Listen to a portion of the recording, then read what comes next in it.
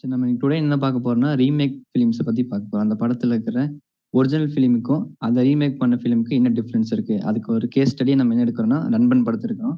அதோட original version 3 idiots. இந்த 2 படத்துலயும் ஹிரானியோட அப்ரோச் எப்படி இருக்கு? அதே மாரி சங்கரோட அப்ரோச் எப்படி இருக்குன்னு நம்ம இந்த வீடியோல நம்ம பார்க்கலாம். Welcome to scene sense. நாங்க இந்த மாரி film making, screen writing and movie analysis பத்தி நாங்க பண்ணிட்டு இருக்கோம். உங்களுக்கு பிடிக்கும்னு லைக் பண்ணுங்க, ஷேர் பண்ணுங்க, சப்ஸ்கிரைப் பண்ணுங்க. நம்ம இப்ப வீடியோக்குள்ள போய்க்கலாம். இந்த 2 படங்களுக்கான டிஃபரன்ஸ் தெரிஞ்சுக்கிறதுக்கு முன்னாடி எனக்கு வந்து ஒரு விஷயம் ஷேர் பண்ணணும்னு நினைச்சேன். இப்போ ரீசெண்டா ஹிரானியோட படம் டங்கி ரிலீஸ் ஆயிருக்கு. அதுக்கு வந்து ப்ளூ சட்டை மாறன் ஒரு ரிவ்யூ ஒன்று போட்டிருந்தாரு. அதுல ஒரு பாயிண்ட் அவர் சொல்லுவாரு. ஹிரானியோட ஃபிலிம்ஸ் வந்து பாத்தீங்கன்னா யூனிவர்சல் கண்டென்ட். அந்த படத்தை நீங்க எந்த மொழியில ரீமேக் பண்ணாலும் அது வந்து பாத்தீங்கன்னா அந்த அந்த மொழிக்கு ஏத்த மாதிரி வந்து பாத்தீங்கன்னா அடாப்ட் ஆயிக்கும். நம்ம அடாப்ட் பண்ணுங்கிற அவசியமே இல்லை. அந்த மொழிக்கு ஏத்த மாதிரி அது அழகா அது அடாப்ட் ஆயிக்கும். ஸோ அந்த மாதிரி அவர் யூனிவர்சல் கண்டென்ட்ஸ் தான் அவர் எடுப்பாரு. ஸோ அந்த மாதிரி அவர் அந்த ஒரு பாயிண்ட் அவர் சொன்னாரு. எனக்கு அதை யோசிச்சு பார்த்தப்போ எனக்கு அப்படிதான் தோணுச்சு. ஏன்னா அவருடைய 2 படங்கள் வந்து இங்க தமிழ்ல ரீமேக் ஆயிருக்கு. ஒண்ணு வந்து முன்னாபாய் எம்பிபிஎஸ் வசூல் ராஜான்னு பேர்ல இங்க தமிழ்ல ரீமேக் பண்ணாங்க. அப்புறம் 3 இடியட்ஸ் வந்து நண்பன்கிற பேர்ல ரீமேக் பண்ணாங்க. இது 2மே யூனிவர்சல் கண்டென்ட் தான். அதுவும் இல்லாம முன்னாபாய் எம்பிபிஎஸ் தெலுங்குலயும் சிரஞ்சீவி வச்சு ரீமேக் பண்ணியிருப்பாங்க. ஸோ 3 மொழியிலுமே அந்த படம் வந்து பார்த்தீங்கன்னா சூப்பர் டூப்பர் ஹிட் தான் முன்னாபாய் எம்பிபிஎஸ். ஏன்னா அது வந்து ஒரு யூனிவர்சல் கண்டென்ட். ஒரு டாக்டர், ஒரு மெடிக்கல் டிபார்ட்மெண்ட் அப்படின்னு வர்றப்போ மெடிக்கல்ங்கிறது வந்து பாத்தீங்கன்னா இந்த கல்ச்சர் இருக்கிறவங்க தான் இது ஆகுது, இந்த மொழி பேசுறவங்களுக்கு தான் அது இதுன்னு சொல்ல முடியாது. அது எல்லாத்துக்குமே இதாகுது. அதே மாதிரி 3 இடியட்ஸ் வந்து பாத்தீங்கன்னா ஸ்டூடெண்ட்ஸ்குள்ள நடக்கக்கூடிய ஒரு அங்க அங்க எஜுகேஷன் ஸ்கூல்ல நடக்கக்கூடிய விஷயம், பிரச்சனை பத்தி டிஸ்கஸ் பண்ற ஒரு படம். ஸோ அதனால வந்து பாத்தீங்கன்னா அதுவும் வந்து பாத்தீங்கன்னா எல்லா மொழிகளுக்கும் ஏத்த மாதிரி அமைஞ்சிருது. ஸோ நேச்சுரலாவே அவர் எடுத்துக்கக்கூடிய கண்டென்ட்ஸ் வந்து யூனிவர்சலா இருக்கிறதுனால இங்க சங்கர் வந்து பாத்தீங்கன்னா இந்த படத்தை தமிழ்ல ரீமேக் பண்றப்போ அவர் வந்து பாத்தீங்கன்னா எந்த விதமான பெரிய சேஞ்சஸும் பண்ணல. உண்மை அதுதான். அதுவும் இல்லாம கமர்ஷியல் வேல்யூக்கு ஏற்ற மாதிரி காமெடிஸும் ஹியூமர்ஸும் ரொம்ப அழகாவே ராஜ்குமார் ஹிரானி அவருடைய படங்கள்ல அழகா ஒர்க் அவுட் பண்ணுவாரு. அவருடைய ஒரு இப்போ இங்க டேக் ஓகேங்கிற யூடியூப் சேனல்ல வந்து பாத்தீங்கன்னா ஒரு ராஜ்குமார் ஹிரானி பிலிம்ஸை பத்தி ஒரு இது பண்ணியிருந்தாங்க. அதுல வந்து அவர் ஒரு பாயிண்ட் ஒன்று சொல்லுவாரு. எனக்கு வந்து லாஃப்டர், கிரை, டிராமா. நான் ஒரு சீன் எழுதுறேன் அப்படின்னா இல்ல படிக்கிறேன் அப்படின்னா எனக்கு ஒரு 3 விஷயத்துல இந்த 3 விஷயங்கள்ல ஏதாச்சும் ஒரு விஷயம் அந்த சீன்ல இருக்கணும் அப்படின்னு நான் எதிர்பார்ப்பேன். ஒன்னு லாஃப்டர், இன்னொன்னு கிரை, இன்னொன்னு டிராமா. அந்த சீன்ல ஒன்னு ஹியூமர் இருக்கணும், ஹியூமர் இல்லைன்னா ஒரு எமோஷனல் சீக்வன்ஸ் இருக்கணும், எமோஷனல் இல்லைன்னா டிராமா இருக்கணும். இந்த 3 இல்லைன்னா நான் ஒரு சீனை நான் படத்துல வைக்க மாட்டேன், அதை தூக்கிடுவேன் அப்படின்னு அவர் சொல்லுவாரு. ரீமேக் பண்றப்போ வந்து பாத்தீங்கன்னா பெருசான சேஞ்சஸ் எல்லாம் அவர் பண்ணதே இல்லை. சங்கர் வந்து பாத்தீங்கன்னா பெரிய சேஞ்சஸ் படத்துல அவர் பண்ணல. அதுதான் உண்மையான விஷயம். அவர் கை வச்ச இடங்கிறது சாங்ஸ் மட்டும்தான். அது சாங்ஸ்ல மட்டும்தான் அவர் கை வச்சிருப்பாரு. மற்றபடி வேற எந்த இடத்துலயுமே வந்து பாத்தீங்கன்னா அவர் வந்து அந்த கையை வச்சிருக்க மாட்டாரு. உண்மையை சொல்ல போனா கொஞ்சம் சீக்வன்ஸையும் ஆட் பண்ணியிருப்பாரு. ஏன்னா அது வந்து 3 இடியட்ஸ் 2 மணி நேரம் 51 நிமிஷம் ஓடுற படம், இது 3 மணி நேரம் ஓடுற படம். இதுல வந்து எக்ஸ்ட்ராவா ஒரு சாங் அவர் சேர்த்திருப்பாரு. சங்கர் வந்து சாங்ஸ்ல தான் அவர் பெருசா விளையாண்டுருப்பாரே தவிர மற்றபடி எதுவும் பண்ணிருக்க மாட்டாரு. அங்க ஹிரானி ஹிந்திக்கு ஸ்டைல்ல ஏற்ற மாதிரி இங்க பண்ணிருப்பாரு. இங்க வந்து சங்கர் வந்து அவரோட ஸ்டைலுக்கு ஏற்ற மாதிரி வேற வேற லொகேஷன்ஸ்ல போய் ஷூட் பண்றது அப்படிங்கிற மாதிரியும் டிஃப்ரெண்டான சாங்ஸ் சொல்லி அந்த பேட்டர்ன்ல வச்சிருப்பாரு. அவ்வளவுதான். அதை தாண்டி வேற எதையும் அவரு சங்கர் வந்து பெருசா இது பண்ண மாட்டாரு, இப்ப டச் பண்ணி இருக்க மாட்டாரு. சங்கர் என்ன பண்ணிருப்பாருன்னா கொஞ்சம் பிஜிஎம் அதுல வந்து கொஞ்சம் நல்லா கான்சென்ட்ரேட் பண்ணிருப்பாரு. நீங்க 3 இடியட்ஸ்ல பாத்தீங்கன்னா அமீர் கான் ஃபர்ஸ்ட் இன்ட்ரோல வந்து மெதுவா அவர் மியூசிக்கே இருக்காது மேக்ஸிமம். வரதுக்குலாம் வந்து கரெக்டா இருக்கும். அதான் சொன்னேன்ல, கொஞ்சம் என்ஹான்ஸ் பண்ணி காட்டியிருப்பாரு. நம்ம ஊருக்கு அது இதாகாது. அதுவும் இல்லாம அமீர் கான் வந்து பாத்தீங்கன்னா வெறும் இஸ் அன் பெர்ஃபார்மர் தானே. அவரை வச்சுட்டு நம்ம என்ன வேணாலும் பண்ணலாம். கஜினி மாதிரி ஒரு படமும் எடுக்கலாம், தங்கல் மாதிரி ஒரு படமும் அவரை வச்சு எடுக்கலாம். பட் விஜய் அங்க அப்படி இல்லை. பட் அதுவும் இல்லாம இந்த படம் பண்ணிட்டு இருக்கிற டைம்ல தான் துப்பாக்கி அவர் பண்ணிட்டு இருந்தாரு. இந்த படத்துக்கு அப்புறம் துப்பாக்கி வந்தது. எஸ்டாப்ளிஷ் ஆயிட்டாரு. ஒரு ஒரு என்ன சொல்றது, ஒரு மாஸ், ஒரு ஆக்ஷன் ஹீரோங்கிற லெவல்ல அவர் எஸ்டாப்ளிஷ் ஆயிட்டாரு. பட் சங்கர் வராரு அப்படிங்கிற ஒரே காரணத்துக்காக தான் இந்த கதையை அவர் சூஸ் பண்ணாரு எனக்கு தெரிஞ்சு. வெளியே இருந்து பாக்குறப்ப ஏன்னா அவ்வளவு ஆக்ஷன் பிலிம் பண்ணிட்டு இருக்கிறப்போ இதுல வந்து ஒரு 3 ஹீரோஸ் இருக்காங்க, அதுல ஒன் ஆஃப் த ஹீரோவா நீங்க நடிக்க போறீங்க அப்படிங்கிறப்போ அவரு விரும்பி இருக்க மாட்டாரு. இருந்தாலும் எந்திரன்கிற ஒரு மெகா ஹிட், ஒரு தமிழ் சினிமாவோட ஒரு முன்னணி டைரக்டர், அவர் ஒரு படத்துக்கு நம்மளை கூப்பிடுறாரு அப்படிங்கிறப்போ இந்த ஆப்பர்ச்சுனிட்டியை நம்ம மிஸ் பண்ண வேணாம் அப்படின்னு சொல்லிட்டு தான் இந்த படம் அவர் எடுத்து பண்ணாரு நான் நினைக்கிறேன். எனக்கு நான் கவனிச்சு வந்து மியூசிக் தான். நிறைய இடத்துல வந்து பிஜிஎம் போட்டு அந்த சீனை வந்து கொஞ்சம் நல்லா எலிவேட் பண்ணிட்டு இருப்பாரு. நானும் 3 இடியட்ஸ்ல ஃபர்ஸ்ட் பார்த்தேன். நான் ஏற்கனவே நண்பன் பார்த்தங்காட்டி எனக்கு அந்த 3 இடியட்ஸ் வந்து அவ்வளோக்கா எனக்கு வந்து கனெக்ட் ஆகல. நண்பன் பார்க்காம பார்த்திருந்தேன்னா எனக்கு ஓகே. அந்த எமோஷன் இருக்கும். ஃபர்ஸ்ட்டு நண்பன் பார்த்தங்காட்டி அந்த 3 இடியட்ஸ் வந்து எனக்கு அவ்வளோக்கா வந்து கனெக்ட் ஆகல. நான் இந்த இடத்துலலாம் மியூசிக் வந்து நான் ஹாரிஸ் ஜெயராஜ் மியூசிக்க போட்டு நான் பார்த்துட்டேன் இந்த 3 இடியட்ஸ்ல. இந்த இடத்துல இந்த மியூசிக் வந்து நல்லா இருந்திருக்கும். இந்த இடத்துல இந்த இது பண்ணி நல்லா இருந்திருக்கும்னு. நண்பனோட இன்ஃப்ளூயன்ஸ் தான் அந்த படத்துல எனக்கு இருந்துச்சு. எனக்கும் அந்த ஃபீல் வந்தது. என்னமோ தெரியல. அந்த ஏதோ ஒண்ணு என்னன்னா அழகா ஸ்பூன் ஃபீட் பண்ணி விட்டுட்டாரு சங்கர். அழகா அந்த இடத்துல இதெல்லாம் இதை பார்த்து இது பண்ணிட்டு எப்பவுமே இந்த பிரச்சனை எல்லா ரீமேக் பிலிம்ஸுக்கும் இருக்கும். இப்ப எனக்கு வந்து பாத்தீங்கன்னா சந்திரமுகி படம் பார்த்துட்டு மணிச்சித்திரதாள படம் பாக்குறப்ப ஃபர்ஸ்ட் டைம் பாக்குறப்ப எனக்கு அது பிடிக்கவே இல்லை. மணிச்சித்திரதாள என்னடா இது நம்ம ஊர்ல அப்படி பண்ணிட்டு இது என்னமோ சிம்பிளா இருக்கு அப்படிங்கிற மாதிரி ஒரு ஃபீல் தான் கொடுத்துச்சு. பட் பின்னாடி பின்னாடி 2-3 தடவை பார்த்ததுக்கு அப்புறம் தான் எனக்கு மணிச்சித்திரதால ஓகே சந்திரமுகியோட இதுதான் ரொம்ப சட்டலா இருக்கு, பட் ரொம்ப அழகா இருக்கு அப்படிங்கிற மாதிரி இருந்தது. இந்த படமும் அப்படிதான். எனக்கு ஆல்ரெடினா நான் துண்டு துண்டா பார்த்திருக்கேன். ஃபர்ஸ்ட் ஹாஃப் கொஞ்சம் தனியா பார்த்திருப்பேன், அதுக்கப்புறம் மிட் ஆஃப் கொஞ்சம் தனியா பார்த்திருப்பேன், அப்புறம் கடைசியா கொஞ்சம் தனியா பார்த்திருப்பேன். ஹோல்சமா பார்த்தது இந்த மீட்டிங் வரணும் அப்படிங்கறதுக்காக ஒரு ரீகேப்பாக தான் ஒரு ஃபுல் மூவியை ஒரு ஸ்ட்ரெச்ல உட்காந்து பார்த்தேன். ஸோ எனக்கு அந்த இடங்கள்லாம் மிஸ் ஆச்சு. எனக்கு அந்த என்ன சொல்றது, நீங்க சொல்ற மாதிரியான அந்த இந்த இடத்துல எல்லாம் இந்த பேக்ரவுண்ட் ஸ்கோர் வந்திருந்தா, ஹாரிஸோட பேக்ரவுண்ட் ஸ்கோர் வந்திருந்தா நல்லா இருக்கும். ஏன்னா நமக்கு அதே பழகிடுச்சு. நம்ம எத்தனை டைம் விஜய் டிவில பார்த்திருப்போம். டக்குன்னு 3 இடியட்ஸ் வந்து இந்த நார்மலா இருந்தங்காட்டி ரொம்ப இதா இருந்துச்சு எனக்கு. ஒரே தியேட்டர்ல அந்த 2009 காலகட்டங்கள்ல வந்து நவம்பர்ல தான் இது தெலுங்கானாவோட ப்ரொடெஸ்ட் நடந்துட்டு இருக்குது. அப்போ ஆந்திரா ஹைதராபாத்ல வந்து ஒரு இடத்துல வந்து நான் இந்த படத்தை ஒரே தியேட்டர்ல 7 ஷோ பார்த்திருந்தோம். அதனால எனக்கு இந்த 3 இடியட்ஸ் வந்து ரொம்ப பெருசாவே தெரிஞ்சது. அண்ட் தென் அதுக்கப்புறமா நண்பன் வந்த காலகட்டத்துல வந்து நண்பன் வந்து பார்க்க முடிஞ்சது. பட் அந்த 3 இடியட்ஸோட அந்த ஃபீல் வந்து எனக்கு நண்பன் கிட்ட கிடைச்சதுனாக்கா இல்லை அப்படின்னு தான் நான் சொல்லுவேன். ஏன்னா இந்த கதை வந்து ஹிரானியோட ராஜ்குமார் சாரோடைய அந்த ரைட்டிங் வந்து பயங்கர ஃபிட்டஸ்ட். நீங்க இந்த படத்தை வந்து ஆக்ஷன் இல்ல டைரக்ஷனோட ஓரியண்டா பாத்தீங்கன்னாக்கா உண்மையிலேயே சொல்றேன், தமிழ்ல நண்பன் பார்க்கறது வந்து ஒரு ஆக்ஷன் இல்ல ஒரு ஹீரோட பெர்ஸ்பெக்டிவ்ல இருந்து பாக்குறீங்க அப்படின்னாக்கா அந்த கதை வந்து உண்மையிலேயே செட் ஆயிருக்குமான்னு தெரியல, எனக்கு தெரியல.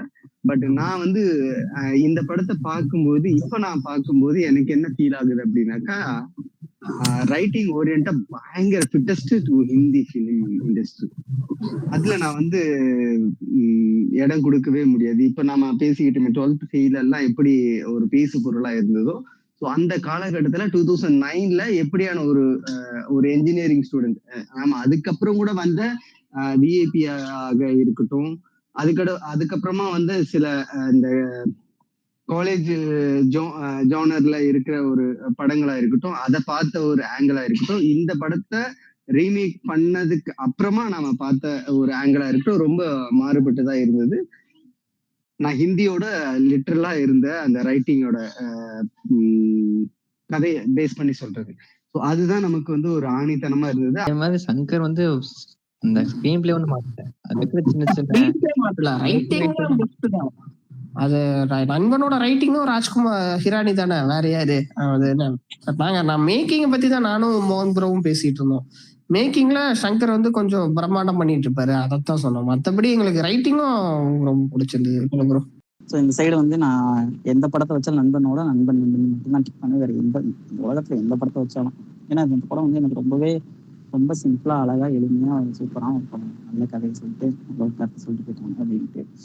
ஸோ அதனாலேயே எனக்கு வந்து ரொம்ப சந்தோஷம் அந்த படத்தை வந்து பார்த்தேன். கார்த்தி, நான் எதுக்காக இதை சொல்றேன் அப்படின்னா, நண்பன் படத்துக்கு முன்னாடி நான் வந்து இந்த படத்தை பார்த்ததுல ஸோ அந்த இம்பாக்ட் வந்து ஹிந்தியில பார்த்த இதே 12th ஃபெயில வந்து நம்ம டீம்லயே ஒரு ஆளை ரீமேக் பண்ணாலும், இப்போ வந்து நான் 2009ல நான் பார்க்கும்போது ஒரு டைரக்டரோட ஒரு ஆங்கிளே நான் சத்தியமா பண்றேன், அந்த ஒரே படத்தை 7 முறை நான் ஒரே தியேட்டர்ல பார்த்தேன். அந்த ஃபீல் எனக்கு எப்படி இருந்தது அப்படிங்கிறது என்னால உணர முடிஞ்சது. ஸோ அந்த ஃபீலை வந்து ஒரு தமிழ் படத்துல அந்த ஆடியன்ஸுக்கு ஏற்ற மாதிரியான ஒரு படைப்பை வந்து நம்ம உருவாக்குறோம் இல்லையா? அந்த படைப்பு வந்து இப்ப நம்ம மாநகரத்தை எப்படி போட்டுறோம், இப்ப ஏன் எல்சிஓ நாம சாரி லோகேஷ் கனகராஜோட படத்தை வந்து எப்படி பாடுறோம், எப்படி பேசுறோம். ஸோ அந்த ஆடியன்ஸோட வைப்பை வந்து அப்ப வந்து ஹிந்தி ஆடியன்ஸோட வைப்பை வந்து கரெக்டா பீட் பண்ண ஒரு படமா என்னால புரிஞ்சுக்க முடிஞ்சது. ஸோ அந்த சமயத்துல நான் பார்த்ததுல எனக்கு ஒரு ஆடியன்ஸை தான் என்னால பீட் பண்ணிக்க முடிஞ்சது. ஸோ டைரக்டரா நான் இப்போ வந்து பார்த்தேன் அப்படின்னாக்கா, எனக்கு தமிழ் படங்கள்ல நான் ஹிந்தி படங்கள்ல யூஸ் பண்ண அந்த வார்த்தைகளுடைய அந்த வார்த்தைகளை வந்து நான் தமிழ் படங்களை என்னால அவ்வளோ அசாதாரணமா வந்து நம்ம பயன்படுத்திக்க முடியாது. ஹிந்தி ஆடியன்ஸுக்கு படைச்ச ஒரு படமா நான் 3 Idiots பாக்குறேன். அண்ட் தென் நண்பன் 3 Idiots கம்பேர் பண்ணிக்கிட்டு அப்படின்னாக்கா, அதை கம்பேர் பண்ணல. பட் தமிழ் ஆடியன்ஸுக்கு நான் இப்ப சொல்றேன், தமிழ் ஆடியன்ஸுக்கு பிடிச்ச மாதிரி ஒரு படத்தை சங்கர் டைரக்ட் பண்ணியிருக்கிறாரு அப்படிங்கிற விஷயத்த இப்பதான் நான் பதிவு பண்றேன். 3 Idiots கம்பேர் பண்ணுமா அப்படின்றது என்னால பீட் பண்ண முடியாது. அது எனக்கு தெரியல அந்த ஹிந்தி ஆடியன்ஸ் லெவல்ல.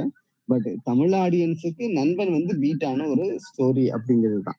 ரீமேக் படம்னு எடுத்துக்கிட்டா இப்போ வந்து விஜய் இவரோட படத்தை ரீமேக் பண்ணாலும் சரி, இல்லை இவர் ஏதாச்சும் ரீமேக் படத்தை எடுத்துருந்தாலும் சரி, பார்த்தோம்னா இவர் வந்து நல்லாவே ஆக்ட் பண்ணியிருப்பார் ப்ரோ.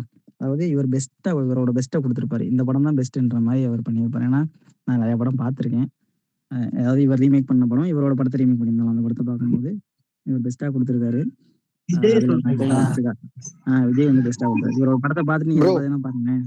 இருங்க ப்ரோ, அதை விட பெஸ்ட் இப்போ எனக்கு தெரிஞ்ச லியோ தான். லியோல நீங்க ஒவ்வொரு அந்த ப்ரோ நான் வந்து ரீமேக் சொல்றேன் ப்ரோ. நான் ரீமேக் சொல்றேன் ப்ரோ. ரீமேக்ல எனக்கு வந்து ஒரு ஆர்டிஸ்டோட ஓரியன்டடா நாம ஒரு புரியல ஐயா, அது அறிவிக்கப்படாத காப்பி மாதிரி சொல்லிக்கலாம்.